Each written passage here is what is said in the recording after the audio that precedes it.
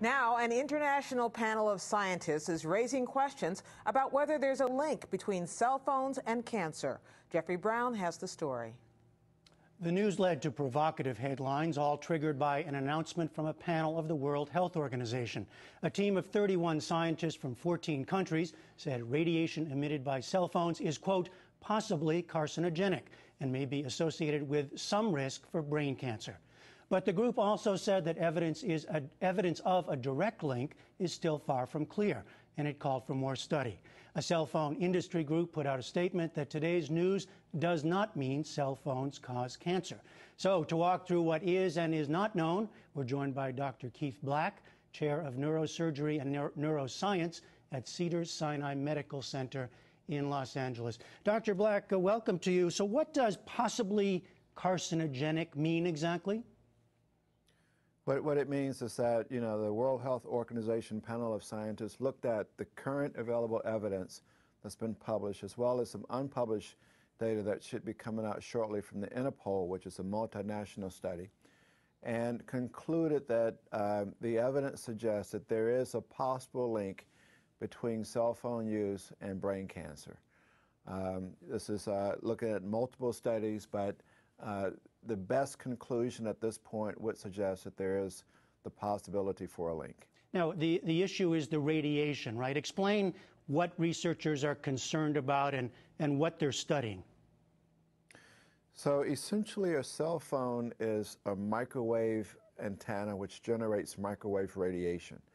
And we know that microwave radiation can penetrate into the brain when you hold the cell phone next to your ear. In fact, is related to the square of the distance. So the closer, you get a much greater amount of radiation going into the brain.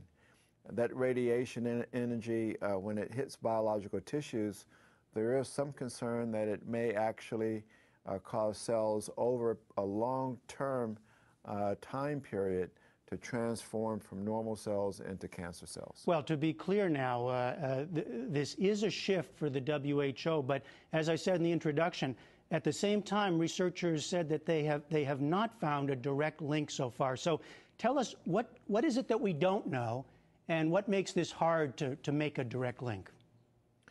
So what we don't know currently is whether cell phone use is safe, and we don't know that it's unsafe. The problem that we have is that about half of the studies have shown that there's no correlation to brain cancer and cell phone use, and half of the studies that have been done have shown a correlation.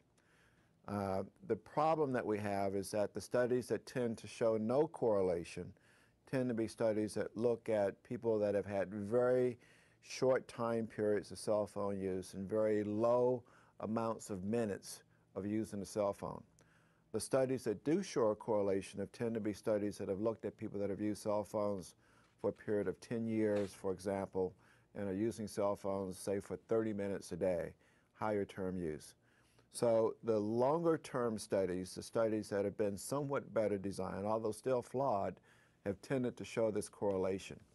The problem we have is that we know that most environmental agents that cause cancer don't cause cancer after a month or a year or 2 years of exposure. The best example I can give to illustrate this is that if one was to start smoking cigarettes when they were 12, we don't expect them to develop lung cancer when they're 22. We expect them to develop lung cancer when they're 42 or 52, 3 or 4 decades of exposure. We just don't have that long period of study with people that have used cell phones. Well, so of course people wonder what they should do, and this group did not propose guidelines or regulations. As to advice to consumers, I noted that one of the researchers said, pending the availability of additional research, it is important to take pragmatic measures to reduce exposure, such as hands-free devices or texting.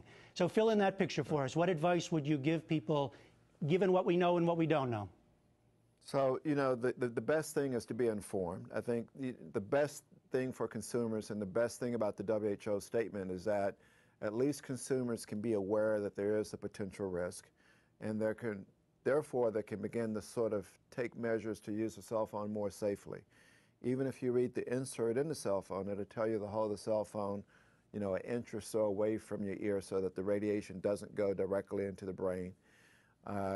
Best to use an earpiece, best to use it on speaker mode, best to use text. If you're driving, best to use hands-free, and not to put the cell phone, right adjacent to your brain.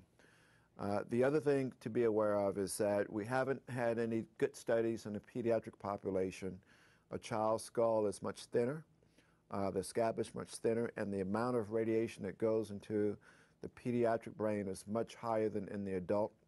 So we should be cautious with how we allow our children to use a cell phone. They're going to be the ones not only using it at a much younger age, but using it over a much longer duration. And just I'm sorry. No, just briefly, I can't resist asking you, Dr. Black, what about you yourself? You use cell phone, or does this change how you see it?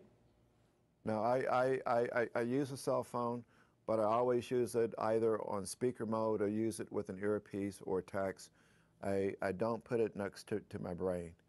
I think to also just to put this in context for your viewers, the risk of developing brain cancer is about 6 per 100,000 in a population per year. So even if the risk were to double, you're looking at about 12 cases per 100,000 in the population. It doesn't mean that, we're going to be walking down the streets and people are going to be falling over, dying of brain cancer. The overall number of people that develop brain cancer, is not like lung cancer or breast cancer. It's a little smaller. But what's important to recognize is that if you do develop brain cancer, it's one of the most devastating illnesses that you can have. So if you want to take precautions, at least you're aware that, your cell phone is not necessarily a safe device. And using the things that we've outlined, okay. Earpiece, speaker mode, can be a safer way of using it. All right, Dr. Keith Black, thanks so much. Thank you very much for joining us. Thank you.